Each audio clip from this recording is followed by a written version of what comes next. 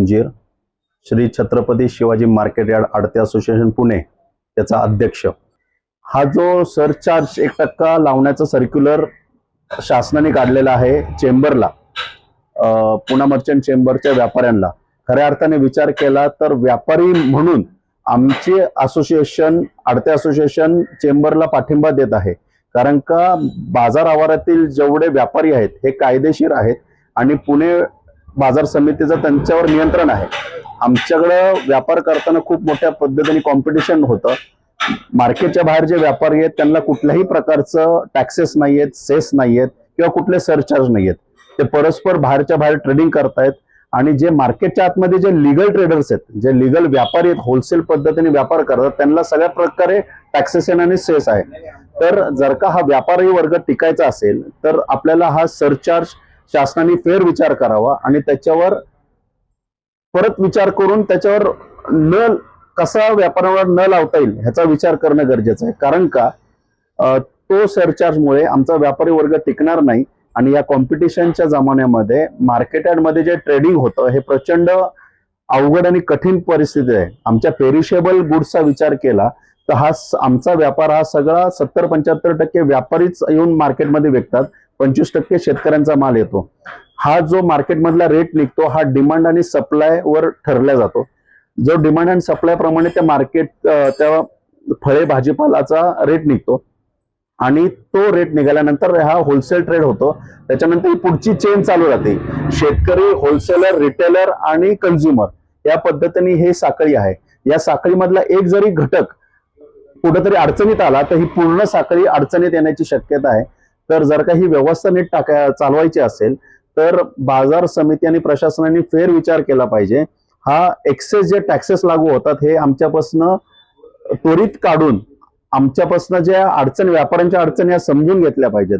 पण एक व्यापारी म्हणून आम्ही जे श्री छत्रपती शिवाजी मार्केट यार्ड आडते असोसिएशनचे संघटना आहे, व्यापारी आहोत, ते पुणे मर्चंट चेंबरच्या असोसिएशनला एक व्यापारी म्हणून आम्ही त्यांना पाठिंबा देत आहोत आणि त्यांच्या मागण्या शासनाने लवकरात लवकर फेर विचार करून त्याच्यावर दुरुस्ती करावी हीच एक अपेक्षा करतो।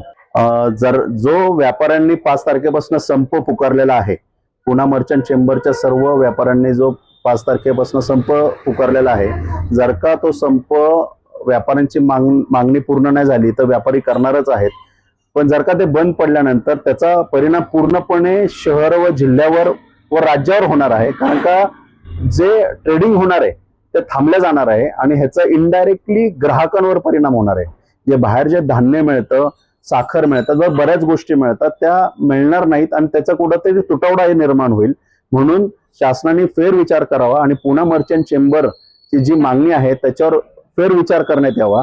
5 तारखेला आमचं perishable Chhatrapati Shivaji market yard आडते असोसिएशन पेरिशेबल मालाचं व्यापारी आहोत, आमचं मार्केट चालू राहणार आहे। नुकताच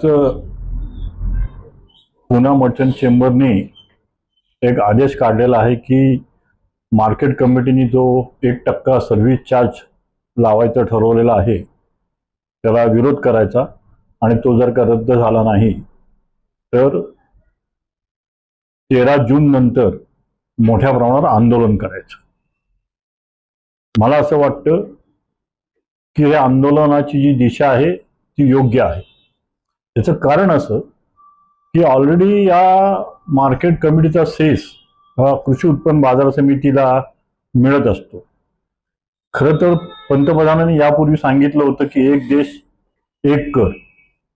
जर का जीएसटी सुरू झाल्यानंतर वास्तविक आता सेस पण रद्द व्हायला पाहिजे होता, कारण अनेक वस्तूवरती, शेतीमालावरती हा सेस आहे।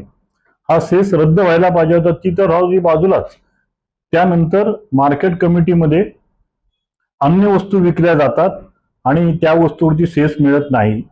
म्हणून मार्केट कमिटीने 2 वर्षापूर्वी देखभाल अकाल सुरू केला आणि मग ज्या साईड पट्ट्यामध्ये बिझनेस करायला खरं तर कायदेशीर परवानगी नाही अशा साईड पट्ट्याला अप्रत्यक्षरित्या मान्यता दिली गेली आणि प्रत्येकाकडनं आता किमान 1 लाख रुपये दर महिन्याला देखभाल खर्च वसूल करतात। म्हणजे हे त्यांचं उत्पन्न झालं। वास्तविक कृषी उत्पन्न बाजार समितीचा कायदा हा शेतकऱ्यांच्या मालासाठी होता। शेतकऱ्यांच्या मालासाठी नंतर तो कमी व्हायला लागला म्हणून मग शेतीमाल असा त्याच्यात उल्लेख केला. आणि 3-4 वर्षापूर्वी याच्यामध्ये प्लास्टिक विकतायत, साबण विकतायत, रिटेल विकतायत म्हणून रिटेल व्यापाऱ्याने एक मोठं आंदोलन केलं होतं की याच्यामध्ये रिटेल व्यापारी असता कामा नये. परंतु तोही त्यात त्यांनी बदल केला. अशा प्रकारे उत्पन्न वाढवण्यासाठी त्यांनी अनेक प्रयत्न करून उत्पन्न चालू केले. पण याचा फायदा कोणाला होतो? याचा फायदा ना व्यापाऱ्याला होतो ना ग्राहकाला होतो.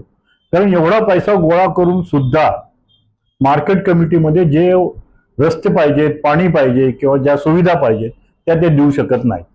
रस्त्याच्या कडेला कितीतरी अतिक्रमण झालेली आहेत, त्याच्याकडे त्यांचं दुर्लक्ष आहे. अशा परिस्थितीमध्ये अशा प्रकारचा जर का 1% अर्ज लावला तर अनेक वस्तू महाग होतील. त्यातल्या जीवनावश्यक वस्तू नक्की होतील. माझ्या माहितीप्रमाणे डाळीमध्ये साधारणतः 150 ते 175 रुपये क्विंटलमध्ये वाढेल. साखरेमध्ये 50 ते 55 रुपये वाढतील. रवा मैद्यामध्ये देखील असे 40 ते 45 क्विंटलमध्ये वाढतील. तेलाचा डबा तर 30 रुपयांनी वाढेल. अशा प्रकारे जर का वाढ झाली तर काय व्यापारी त्यांच्या खिशातून देणार नाही, ते शेवटी ग्राहकांच्याच खिशातून जाणार. एका बाजूला गॅसचे दर वाढतायत, एका बाजूला अशा प्रकारची महागाई वाढतीये आणि त्या प्रमाणात जी महागाई भत्ता किंवा उत्पन्न वाढायला पाहिजे त्याप्रमाणे उत्पन्न वाढत नाही. म्हणजे हा शेवटी अप्रत्यक्ष कर जो लावला जाईल हा ग्राहकांच्याच खिशातून जाणार आहे. ग्राहक अनेक वस्तूवरती आज जीएसटी भरतच असतो. अशा वेळेला प्रत्येक वेळेला असे वेगवेगळे जर का कर आणले तरी ग्राहकाची कुचंबणा नक्की होणार आहे. आणि म्हणून पुणा मर्चंट चेंबरने हे जे आंदोलन छेडलेलं आहे त्याला अखिल भारतीय ग्राहक पंचायतीचा पूर्ण पाठिंबा असेल असं मला सांगायला या ठिकाणी आनंद होतो. मला असं वाटतं की आवक जावक बंद केली तर मालाचं शॉर्टेज सुरू झालं की आपोआप दर वाढतात. जसं आता आपण गॅसचं बघतोय.